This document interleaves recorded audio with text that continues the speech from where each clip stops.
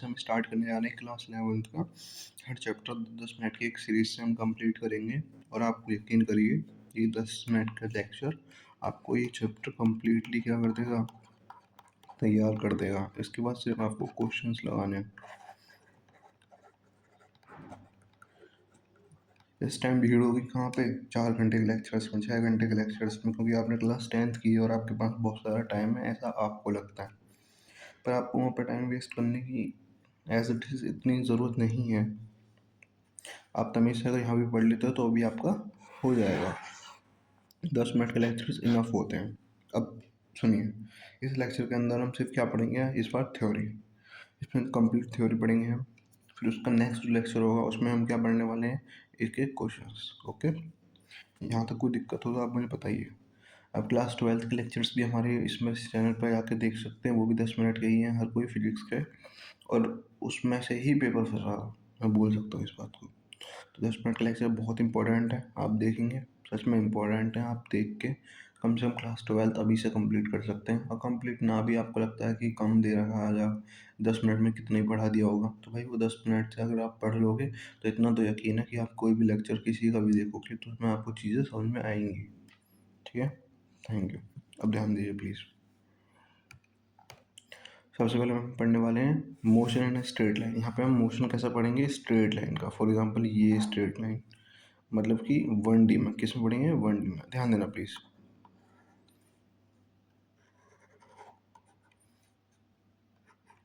ये होती है वाई एक्सिस। क्या होती है, वाई एक्सिस। ये होती है एक्स एक्सिस। और एक में एज इट इज निकल रही होती है इस टाइप से, वो होती है हमारी जेड एक्सिस। कौन सी होती है, जेड एक्सिस। ठीक है, हम यहाँ पे बात करेंगे वाई एक्सिस और एक्स एक्सिस की। इस वाले प्लेन की बात करेंगे। ठीक है, मतलब कि एक ऐसा प्लेन जो 2D में हो, 3D में ना हो। ठीक है, मतलब इसी हाँ हो। बात क्लियर है। तो मोशन 1D पढ़ने वाले हैं इसमें। अब ध्यान दीजिए please. Motion in straight line, आपको नाम से समझ में आ रहा होगा कि एक स्ट्रेट लाइन का मोशन हो रहा होगा, स्ट्रेट लाइन का। ठीक है, अब प्लीज़ ध्यान दीजिए। पहला क्या है, रेस्ट। रेस्ट क्या होता है, देखिए रेस्ट क्या होता है, जब कोई चीज़ अपनी पोजीशन चेंज ना कर रही हो विद रेस्पेक्ट टू टाइम और ऑब्जर्वर। फॉर एग्जांपल ये कार है,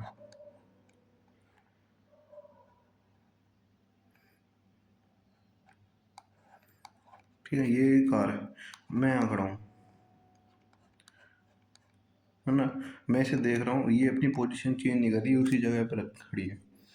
10 मिनट हो गई वहीं पर है, 20 मिनट हो गई वहीं पर है, तो इसका मतलब ये क्या है, ये क्या है, इसमें रेस्ट पे है। कहाँ पर है, रेस्ट में।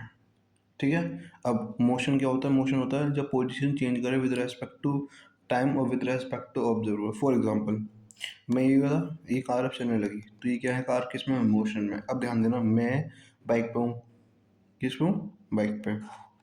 ठीक है, मेरे साथ एक और बंदा बैठा है। अब उसे बताओ, वो जो पीछे वाला बंदा है उसे मैं किस पे दिखूंगा, रेस्ट में या मोशन में। उसे तो मैं रेस्ट में दिखूंगा कि बंदा मेरे साथ बैठा है रेस्ट पे। लेकिन एक बंदा यहाँ से देख रहा है हमें, तो उसे मैं कैसे दिखूंगा, उसे मैं मोशन में दिखूंगा। तो ये आपको समझ में आया। इसके हिसाब से अकॉर्डिंग टू दिस, इसके हिसाब से मैं किस पे हूँ, रेस्ट में, और इसके हिसाब से मैं किस पे हूँ, मोशन में। ठीक है, तो मोशन और रेस्ट दोनों एक दूसरे से क्या होती हैं, रिलेटेबल होती हैं। दोनों एक दूसरे से क्या होती हैं, रिलेटेबल होती हैं। पर आप यहाँ पे इतना समझ सकते हो, रेस्ट क्या होता है, जो टाइम के साथ अपनी पोजीशन चेंज ना करे, और मोशन क्या होता है, जो टाइम के साथ अपनी पोजीशन चेंज कर दे। ठीक है, टाइम चेंज होगा तो पोजीशन भी चेंज होगी। अब ध्यान देना, इसमें एक्स इक्वल्स टू 40। अगर टाइम की वैल्यू अगर 0 होगी तो एक्स की वैल्यू भी कितनी होगी, 0। टाइम की वैल्यू अगर 1 होगी तो एक्स की वैल्यू 4।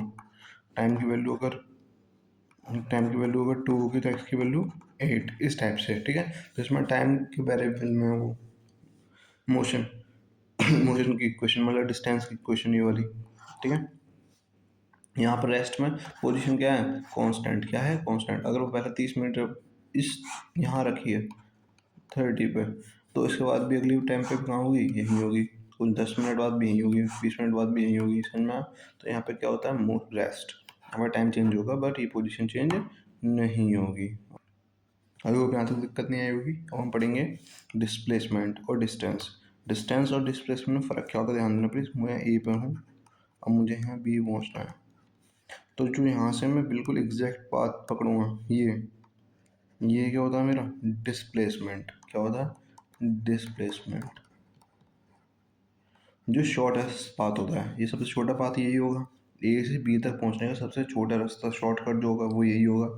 अब डिस्टेंस क्या होता है, ये मैं इससे घूम के आया, यहाँ पहुंचा, ये क्या है डिस्टेंस। ठीक है, ये पूरा का पूरा क्या है डिस्टेंस। क्या है डिस्टेंस। तो डिस्टेंस क्या होता है हमारा एक्चुअल पाथ, आप कहाँ कहाँ से होके आए हो। ठीक है, ये पहले मैं एक आइसक्रीम की शॉप पे गया, फिर वहाँ से निकला, फिर अपनी एक फ्रेंड थी उसके पास गया, उसके मतलब उसको उससे मिलने, फिर उसके बाद कहाँ गया बी पे पहुँचा। तो इसका मतलब क्या है, ये पूरा का पूरा क्या है डिस्प्लेसमेंट। वो डिस्टेंस क्या है डिस्टेंस, क्योंकि एक्चुअल पाथ है, यही मैंने कवर किया था। और डिस्प्लेसमेंट क्या होता है शॉर्टेस्ट पाथ। तो याद रखना डिस्प्लेसमेंट क्या होता है डिस्टेंस, डिस्प्लेसमेंट होता है shortest path between initial position to final position. मतलब कि बिल्कुल छोटा पाथ, कहाँ से कहाँ तक का, इनिशियल पोजीशन से फाइनल पोजीशन तक का।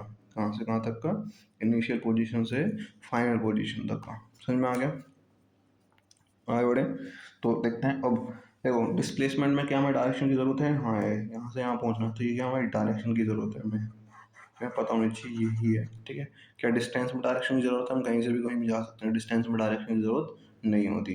अब ध्यान देना, जिसमें डायरेक्शन की ज़रूरत हो, देखो 10 किलोमीटर ये लिखा है, तो ये क्या है हमारा डिस्टेंस, क्या है डिस्टेंस, खाली 10 किलोमीटर लिखा है।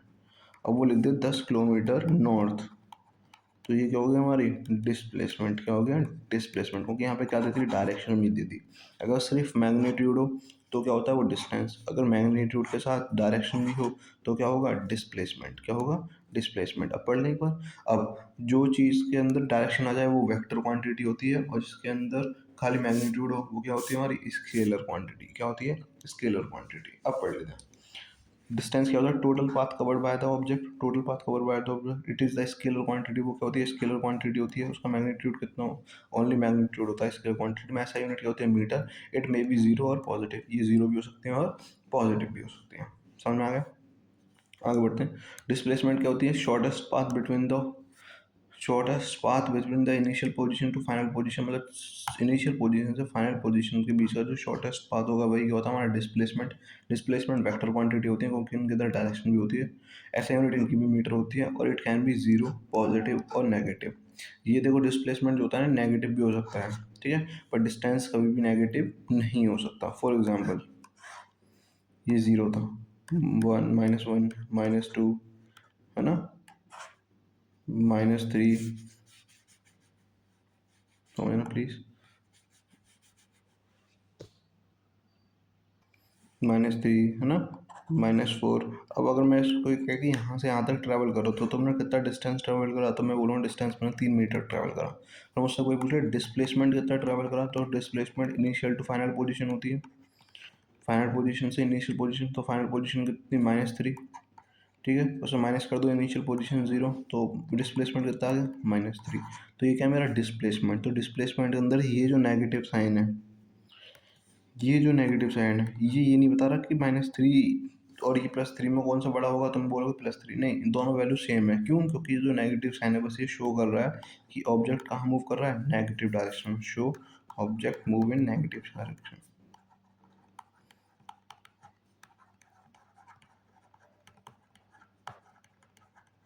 समझ में आ गया, तो डिस्प्लेसमेंट समझ में आया, डिस्टेंस समझ में आया। अब इंपॉर्टेंट कुछ फॉर्मूले हैं वो ध्यान देना प्लीज।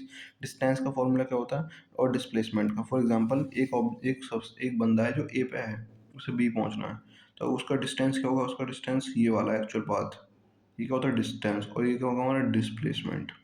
समझ में आया। अब डिस्प्लेसमेंट यहाँ से यहाँ तक का कितना होता है आर, वो मतलब रेडियस कितना होता है आर, तो यहाँ से यहाँ तक का भी आर ही होगा डिस्टेंस रेडियस, तो दोनों को मिला दो तो कितना 2r। यहाँ पे डिस्प्लेसमेंट कितना आ रहा है 2r, कितना आ रहा है 2r। ठीक है, इसका फॉर्मूला भी होता है, याद रखेंगे आप 2r। हमें ये नहीं होता कैसे आता है फॉर्मूला, बस याद रखिए आप 2r साइन थीटा बाय 2। ये जो होता है थीटा होता है, इसे क्या कहते हैं थीटा। अब इसका क्या कर दो हाफ कर दो, इससे साइन से वो कर दो multiply, 2r sine theta by 2, ये इसका फॉर्मूला होता है डिस्प्लेसमेंट का। दूसरा देखो, अब आपको क्या निकालना, आर्क लेंथ निकालनी है, क्योंकि आपको डिस्टेंस चाहिए, ये निकालना है, तो इसके लिए आर्क लेंथ निकालनी पड़ेगी। इसे कहते हैं आर्क लेंथ, क्या कहते हैं आर्क लेंथ। ठीक है, इसे निकालने का फॉर्मूला होता है arc length is equals to R radius multiply by theta, जितना भी एंगल दे रखा है थीटा उससे मल्टीप्लाई कर दो, R multiply by theta, R multiply by theta. ठीक है, तो ये होते हैं दो इंपॉर्टेंट फॉर्मूले, आपको याद रखने हैं, इनसे क्वेश्चन बन जाते हैं। स्पीड, स्पीड क्या होता है? Rate of change of velocity with respect to time, rate of change of velocity with respect to time. ठीक है, स्पीड क्या होती है? Rate of change of velocity with respect to time. ठीक है, अब ध्यान देना प्लीज। स्पीड में, स्पीड का फॉर्मूला क्या होता है? Distance upon time, speed is equals to distance upon time. अब डिस्टेंस की सही यूनिट मीटर और टाइम की सेकंड, तो क्या बन गई? Metre per second. डायमेंशन क्या होती है? ध्यान देना प्लीज, जब भी हम मीटर की बात करेंगे तो लेंथ, लेंथ होती है तो एल से रिप्रेजेंट करते हैं। सेकंड की बात करें टाइम होता है तो टी से रिप्रेजेंट करते हैं डायमेंशन के अंदर। केजी की बात करेंगे मास होता है तो उसे एम से रिप्रेजेंट करते हैं फॉर। ठीक है, तो यहाँ पे मीटर पर सेकंड है तो मीटर के लिए एल और सेकंड के लिए टी, तो क्या हो गया? इसे क्लोज ब्रैकेट में और बंद करते हैं। याद रखना आप कि डायमेंशन को ऑलवेज कहाँ करते हैं? क्लोज ब्रैकेट में बंद। तो इसकी डायमेंशन क्या है? L T inverse, L T inverse. अब स्पीड किससे निकलती है? डिस्टेंस से, और डिस्टेंस क्या हो सकता है? तो जीरो हो सकता है या पॉजिटिव हो सकता है। ठीक है, तो हमारी स्पीड भी क्या होगी? जीरो हो सकती है और पॉजिटिव हो सकती है। अब एवरेज स्पीड क्या होती है? फॉर एग्जांपल कोई मुझसे बोले कि भाई तुम पहले अपने घर थे, टाइम जीरो पे, फिर तुमने 3 घंटे में 90 किलोमीटर ट्रैवल करा, 3 आवर्स में। कितना करा? 90 किलोमीटर। आप कहाँ पहुँचे? दिल्ली पहुँच गए। तो आप मुझे बताओ एवरेज स्पीड कितनी थी आपकी? तो एवरेज स्पीड के लिए मुझे टोटल डिस्टेंस कितना था? 90, और टोटल टाइम 3 घंटे लगे। तो यहाँ पे क्या बोलूँगा मैं? मेरी स्पीड जो थी एवरेज, वो कितनी थी? 30 kilometre per hour, 30 kilometre per hour. तब जाकर मैं 3 घंटे में पहुँच पाया। ये क्या है? मेरी एवरेज स्पीड। अब फॉर एग्जाम्पल आप गाड़ी लेकर चले गए बिना बताए अपने घर से, पापा की कॉल आती है, कहाँ पर है? आप बोलो गाड़ी चलाने आया था, कार लेके आया था, घूमने आया। तो अपने स्पीड कितनी है? तो अब आप उनको एवरेज स्पीड तो बताओगे नहीं, आप उसमें मीटर में से देख के बताओगे। वो क्या होती है आपकी? Instantaneous speed. क्या होती है? इंस्टेंटेनियस। जो उस सेकंड में स्पीड जो होगी आपकी, उस टाइम पे जो आपकी कार की स्पीड है वो शो करता है। तो वो इंस्टेंटेनियस स्पीड क्या होती है?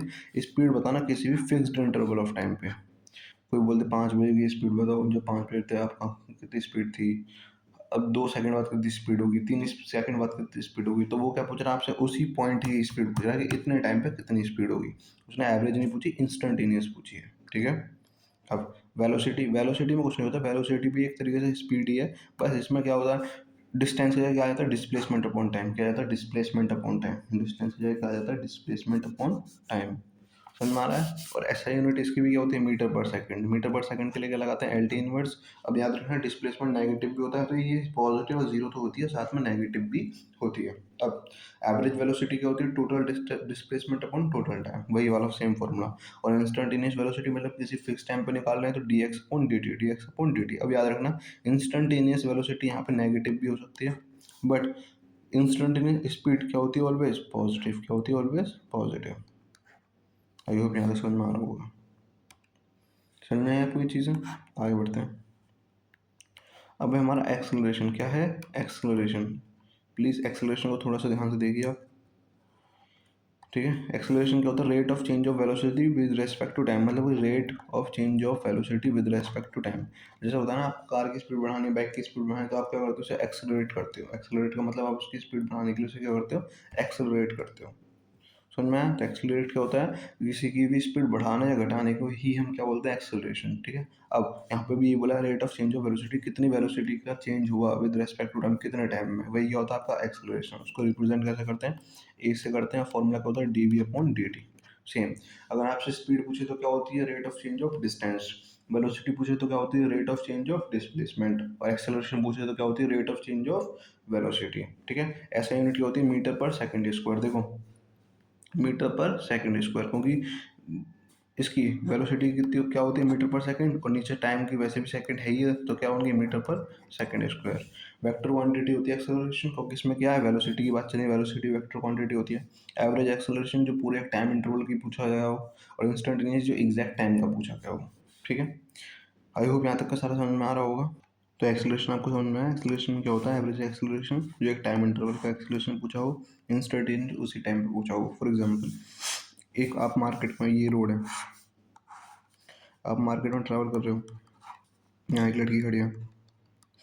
अब बॉयज़ों को क्या होता है? यहाँ से जा रहे हैं, जैसे ये लड़की को देखा थोड़ी सी स्पीड कम करी तो उस टाइम पे आपने एक्सेलरेशन नहीं करा, क्या करा, रिटार्डेशन।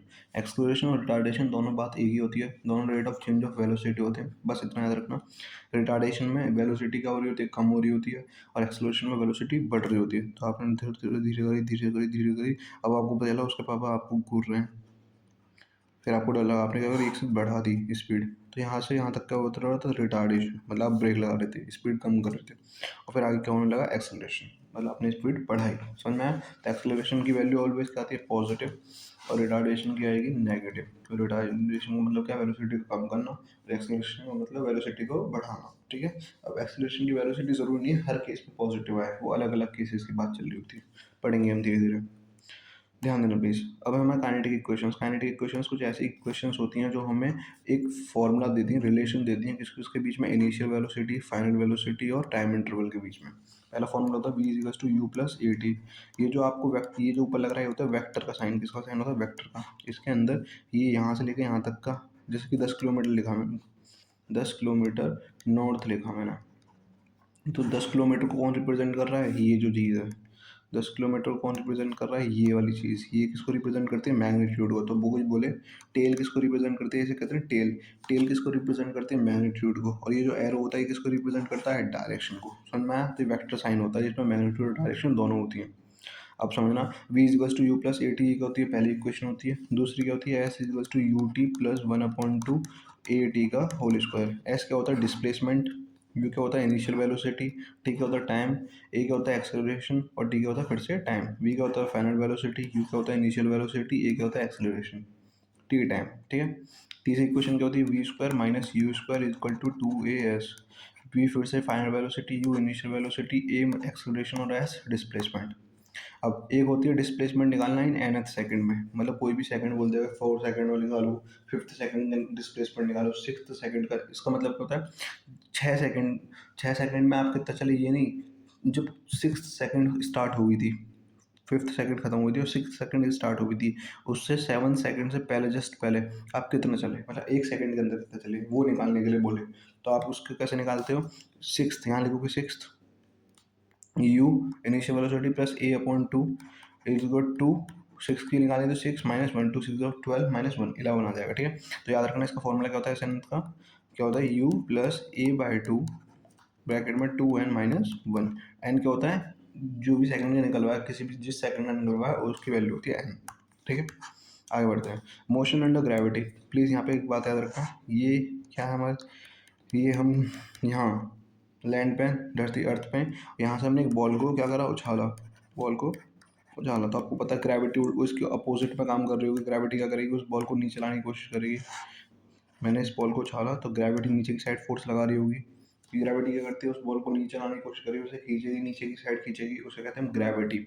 अब ग्रेविटी जो लगाती है वो लगाती है ग्रेविटी ड्यू टू एक्सेलरेशन, वो क्या होता है, जी। याद रखना, अभी आपको इतना नहीं पढ़ना, ग्रेविटी में पढ़ाएंगे हम, बस इतना याद रखना, ग्रेविटी जो हमारी अर्थ की ग्रेविटी वो ऑलवेज एक नीचे की साइड फोर्स लगा रही होती है, उसे मतलब एक्सेलरेशन लगा रही होती है, फोर्स उसे नीचे की साइड क्या कर रही होती है, खींच रही होती है, जिसकी वैल्यू कितनी होती है, 9.8, कितनी होती है, 9.8 कॉन्स्टेंट वैल्यू होती है। समझ में आया? इसके अंदर हमने वेलोसिटी को कमाना कांस्टेंट। अभी क्या करेगी, बॉल धीरे धीरे ऊपर जाएगी, ऊपर जाएगी, एक ऐसा पॉइंट आएगा जहाँ पे बॉल रुक जाएगी थोड़े टाइम के लिए। यहाँ पे क्या होता है, इन वेलोसिटी का क्या हो जाती है, जीरो, और एक्सेलरेशन क्या रहता है, माइनस में। क्यों? क्योंकि एक्सेलरेशन वेलोसिटी के अपोजिट डायरेक्शन में लग रहा है, वेलोसिटी ऊपर की साइड है, एक्सेलरेशन नीचे की साइड। अब ध्यान देना प्लीज़, फिर यहाँ पे बॉल रुकते ही फिर क्या, नीचे आना स्टार्ट कर देती है। तो याद रखना, ऐसा नहीं है, जब आप कोई भी चीज़ उछालो, आप उछाल के देखो तो कुछ टाइम के लिए वो यहाँ रुकती है ऊपर, फिर नीचे आना स्टार्ट करती है। तो नीचे आ रही है तो यहाँ पे जो जस्ट पहले हिट करने से पहले यहाँ पे वेलोसिटी कितनी होगी, जितनी वेलोसिटी से उछाला था, मतलब यू से ही होगी। पर इतना याद रखना, ये हमारी वेलोसिटी जहाँ हमने उछाला था, जहाँ पे फोर्स लगाया था उसी डायरेक्शन में तो पॉजिटिव, पर यहाँ पे वेलोसिटी अपोजिट डायरेक्शन में आ रही तो negative, minus u. Velocity u ही है, बट ये क्या हो जाएगी, माइनस यू। समझ में आ गया? अब जी ऑलवेज, बॉल ऊपर जाए या नीचे जाए, बॉल अप जाए डाउन जाए, एक्सेलरेशन क्या होगा, ऑलवेज नेगेटिव। एक्सेलरेशन क्या होगा, ऑलवेज नेगेटिव। समझ में आया? एक्सेलरेशन ऑलवेज क्या होगा, नेगेटिव। यहाँ तक तो कोई दिक्कत नहीं है। अब प्लीज़, अब ध्यान देना, क्वेश्चन लिखते हैं v equals to U plus A T. Final velocity कितनी थी, माइनस यू, जब बॉल जस्ट हिट करने वाली थी कितनी थी, माइनस यू। यू कितना है, पॉजिटिव यू। ए कितना है, माइनस जी। और टी कितना, टी। तो यहाँ से कितना आ गया, यहाँ से -2u अपॉन जी आ गया। इक्वल टू टी, ये होता है टाइम्स ऑफ फ्लाइट। जब बॉल यहाँ से गई और यहाँ तक पूरे में ट्रैवल कर रही, जस्ट हिट होने से पहले जो उसका टाइम था उसे क्या बोलते हैं, टाइम ऑफ फ्लाइट। कितनी देर तक वो हवा में रही, टाइम ऑफ फ्लाइट। समझ में आ गया? तो वो कैसे निकालते हैं, two minus two u upon g. अब ध्यान देना प्लीज़, टाइम ऑफ फ्लाइट में आपको दो चीज़ दिख रही हो, एक बार तो बॉल ऊपर जा रही है, इसे कहते हैं टाइम ऑफ एसेंट। क्या कहते हैं, time of accent. Time of accent जब बॉल ऊपर जा रही होती है। फिर इस पॉइंट के बाद क्या होगा, बॉल नीचे आना स्टार्ट करेगी। इस पॉइंट के बाद क्या होगा, बॉल नीचे आना स्टार्ट करेगी, इसे बोलते हैं time of descent. Time of descent, समझ में आया? तो ये जो पूरा टाइम बना है टाइम ऑफ फ्लाइट, ये दो चीज़ों से बना है, time of ascent plus time of descent. ठीक है, तो यहाँ पर टाइम ऑफ एसेंट कितना होगा, माइनस यू अपॉन जी, और टाइम ऑफ डिसेंट भी कितना होगा, माइनस यू अपॉन जी। जब दोनों को मिला दें तो क्या बन जाएगा, माइनस टू यू अपॉन जी। समझ में आ गया टाइम ऑफ फ्लाइट? अब बॉल ने जहाँ पे जाके अपनी वेलोसिटी रोकी, ठीक है, यहाँ पे, तो ये क्या होगा, इसकी मैक्सिमम हाइट, ये वो कहाँ तक जा सकती है, एच मैक्स। ठीक है, तो मैक्सिमम हाइट निकालने का फॉर्मूला क्या होता है वो आगे पढ़ेंगे हम। अब एच मैक्स निकालना हमें, उसका formula S is to U T plus one upon two A T square. S का फॉर्मूला, एस क्या होता है हमारा डिस्प्लेसमेंट, मतलब मैक्सिमम हाइट। जब यहाँ से यहाँ तक बॉल गई होगी तो यही तो होगा हमारा डिस्प्लेसमेंट, यही निकालना है हमें, है ना। तो यू इनिशियल वेलोसिटी, यू ही होगा। टाइम क्या आया था अभी हमारा, time of ascent, u upon g, u upon g. क्योंकि हमें एसेंट क्यों लगा रहे हैं हम, क्योंकि हमारी बात नीचे आने की हो ही नहीं रही है, हमारी ये हो रही है कि बॉल कितना ऊपर जा सकती है, तो एसेंट वाला ही टाइम लगेगा। U upon g plus one upon two acceleration की वैल्यू माइनस जी, और टी की value u square, u upon g का होल स्क्वायर। अब इनको जब हम काटेंगे, जी से जी कट जाएगा, और यहाँ पे कुछ वैल्यू ऐसी बनेगी, u square upon g minus you square upon two g. जब इसको सॉल्व करेंगे तो आपके जो मैक्सिमम हाइट है वो कितना आ जाएगा, u square upon two g, u square upon two g. यहाँ पे आपका ये चैप्टर कंप्लीट होता है। आपको ये दोनों फॉर्मूले याद रखने हैं, two u upon g, u square upon g. इससे आपका चैप्टर 3 नहीं, चैप्टर 2 कंप्लीट होता है। ठीक है, इसमें कुछ नहीं बचा। तो आपको सिर्फ इसके क्या लगाने हैं, क्वेश्चंस लगाने हैं क्लास 11th के और जेई के। जेई के बाद में लगाने, पहले क्लास 11th कंप्लीट करनी है आपको ढंग से 2 महीने के अंदर। समझ में आ गया? Thank you. जेई भी मैं ही कराऊंगा, बहुत ईजी तरीके से कराऊंगा, आपका हो भी जाएगा। अभी फ़िलहाल आप सिर्फ क्या करो, क्लास 11th का सब बेसिक्स करवा करिए, ताकि आपको एग्ज़ाम्स में और जेई के टाइम पे क्वेश्चंस में दिक्कत ना आए। Thank you. सब्सक्राइब कर लेना प्लीज़, थैंक यू। और लाइक भी कर देना अगर चैनल मतलब वीडियो अच्छी लगी हो तो प्लीज़।